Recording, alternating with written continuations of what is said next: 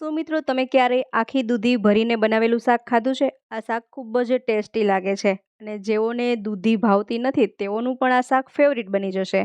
તો આજના વિડીયોમાં આપણે આખી દૂધી ભરી અને શાક કઈ રીતે બનાવી શકાય એ રેસીપી જોવાના છીએ. તો ચાલો શરૂ કરીએ વિડીયો. તેના માટે અહીં મેં એક દૂધી લીધેલી છે. પહેલાં તો આ દૂધીની છાલ કાઢી નાખીએ. ઉનાળામાં તો આ દૂધી ચોક્કસ ખાવી જ જોઈએ કારણ કે દૂધીની તાસીર ઠંડી છે. દૂધી પોષક તત્વોથી ભરપૂર અને પચવામાં હળવી શાકભાજી છે. તેમાં 90%થી વધુ પાણી હોય છે જે શરીરને હાઇડ્રેટ રાખે છે. તે વજન ઘટાડવા, બ્લડ પ્રેશર કંટ્રોલ કરવા, પાચન સુધારવા, હૃદયને સ્વસ્થ રાખવા અને પેટમાં ઠંડક મેળવવા માટે અત્યંત ફાયદાકારક છે. તો આ રીતે દૂધીની છાલ કાઢ્યા પછી હવે દૂધીમાં આ રીતે આપણે કટ લગાડવાનો છે.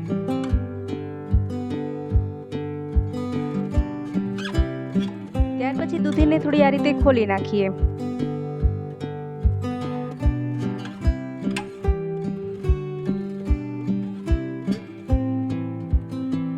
ચાલો હવે તેને થોડીવાર સાઈડમાં રાખી દઈએ અને તેનો મસાલો બનાવી લઈએ.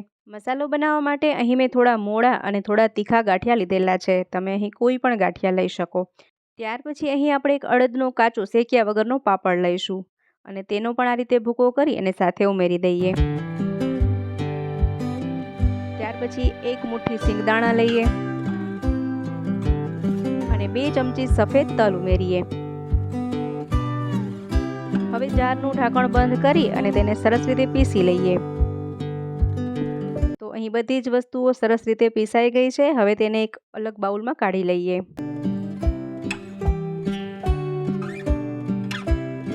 હવે ચાલો તેમાં દરેક મસાલા ઉમેરી દઈએ. તો અહીં 1 ટીસ્પૂન જેટલું મરચું પાવડર, હાફ ટીસ્પૂન હળદર પાવડર, 1 ટીસ્પૂન ધાણા જીરું પાવડર,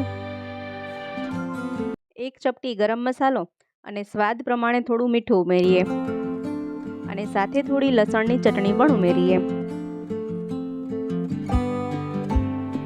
અને ત્યારબાદ તેમાં 1 ટેબલસ્પૂન જેટલું તેલ ઉમેરી અને બધી જ વસ્તુઓને સરસ રીતે મિક્સ કરી લેવાની છે. સરસ મસાલો બનાવી લઈએ.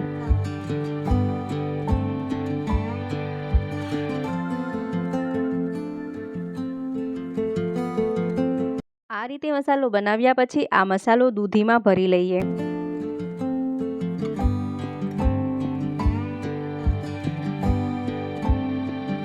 જો એક વખત આ રીતે દૂધી ભરીને શાક બનાવશો તો આ શાક એટલું સ્વાદિષ્ટ બને છે કે રેસ્ટોરન્ટમાં મળતા પંજાબી શાક, ચાઇનીઝ વગેરેને પણ ભૂલી જશો. એટલું સરસ સ્વાદિષ્ટ આ શાક લાગે છે. આપણા કાઠિયાવાડી શાક ખૂબ જ સ્વાદિષ્ટ બને છે. જો તેને સરસ રીતસર બનાવવામાં આવે તો તેમાં ખૂબ જ સ્વાદ આવે છે. અને હવે આ જે મસાલો વધ્યો છે તેનો પણ હમણાં આગળ ઉપયોગ જોઈએ. ત્યાર પછી ગેસની ફ્લેમ ઓન કરીએ અને એક તપેલીમાં 2 થી 3 ગ્લાસ જેટલું પાણી ગરમ થવા રાખીએ અને તેના પર આ રીતે ચાળણી ઢાંકી દઈએ. પાણી ગરમ થાય ત્યાં સુધીમાં આપણે આ દૂધીને કટ કરવાની છે. તો પહેલાં તો આ દૂધીને બંને બાજુથી આ રીતે કટ કરી લઈએ.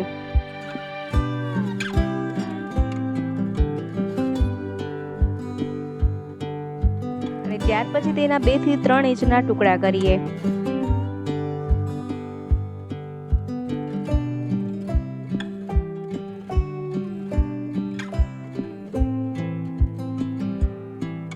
જુઓ આ રીતે આપણે દૂધીના ટુકડા કરી લેવાના છે. 2 થી 3 ઇંચ જેટલા ટુકડા કરી લઈએ.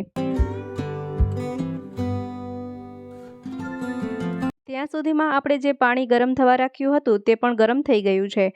હવે તેના પર આ બધા જ દૂધીના ટુકડા ગોઠવી દઈએ.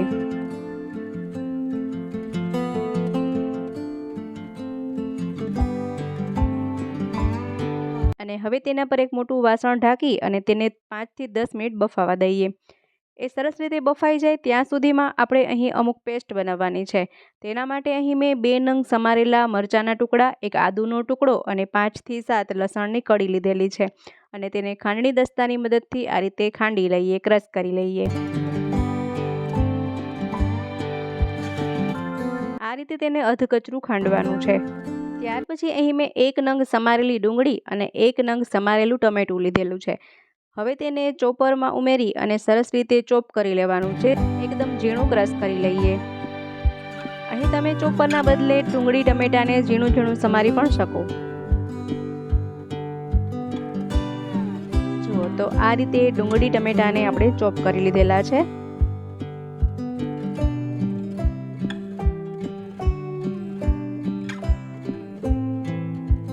ત્યાં સુધીમાં તો આપણે જે દૂધી બફાવા રાખી હતી તે સરસ રીતે બફાઈ ગઈ હશે. ચાલો તેને ચેક કરી લઈએ.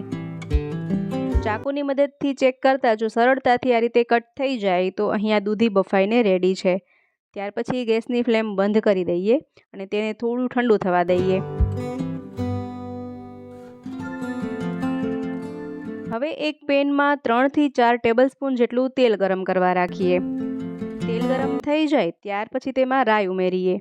રાઈ તતડી જાય ત્યાર પછી તેમાં જીરું ઉમેરીએ. ત્યાર પછી આપણે જે આદુ, લસણ અને મરચાંની પેસ્ટ બનાવી છે તે ઉમેરી દઈએ અને તેને મિક્સ કરી લઈએ. ત્યાર પછી જે ડુંગળી અને ટમેટાને ચોપ કરીને રાખ્યા છે તે ઉમેરી દઈએ.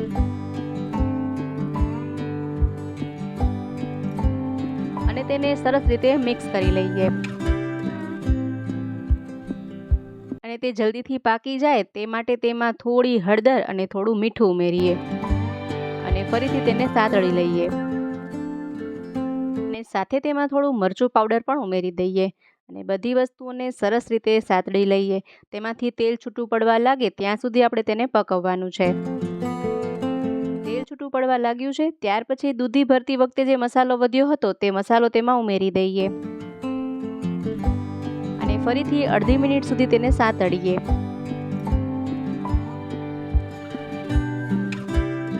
તો અહીં દરેક વસ્તુ સરસ રીતે પાકી ગઈ છે. તેલ પણ છૂટું પડવા લાગ્યું છે. હવે જે દૂધીના બાફેલા ટુકડા છે તે ટુકડા તેમાં ઉમેરી દઈએ અને તેને હળવા હાથે આ રીતે મિક્સ કરી લઈએ.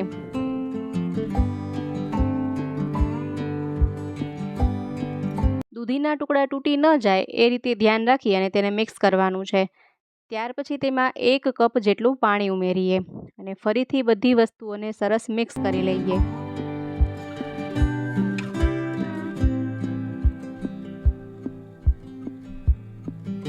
મિક્સ થઈ જાય ત્યાર પછી તેના પર ઢાંકણ ઢાંકી દઈએ અને તેને 2 થી 3 મિનિટ સુધી પકાવવા દઈએ.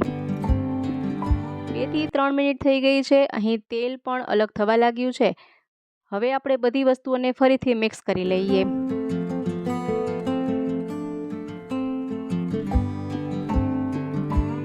જો તો આમાં ઉપર તેલ તરવા લાગે ત્યાં સુધી આપણે આ શાકને મિક્સ કરીશું. તો અહીં તેલ પણ અલગ થવા લાગ્યું છે અને શાક સરસ રીતે ચડી ગયું છે.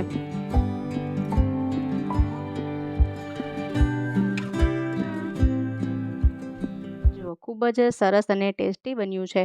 ત્યાર પછી તેમાં સમારેલી કોથમરી છાંટી દઈએ.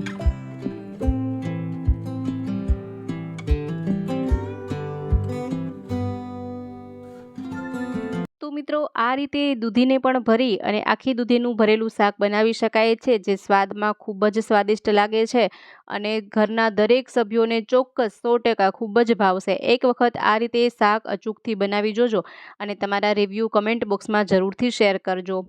તો મિત્રો વિડીયો પસંદ આવ્યો હોય તો વિડીયોને લાઇક કરજો, શેર કરજો તેમજ અમારી ચેનલ પર નવા હોય, પહેલી વાર ચેનલ પર વિઝિટ કરી રહ્યા હોય તો ચેનલને સબસ્ક્રાઈબ પણ જરૂરથી કરજો. ફરી મળીશું નવા વિડીયોમાં નવા જ આઈડિયાઝ સાથે. ત્યાં સુધી જોતા રહેજો આપણી ચેનલ બી ક્રિએટિવ.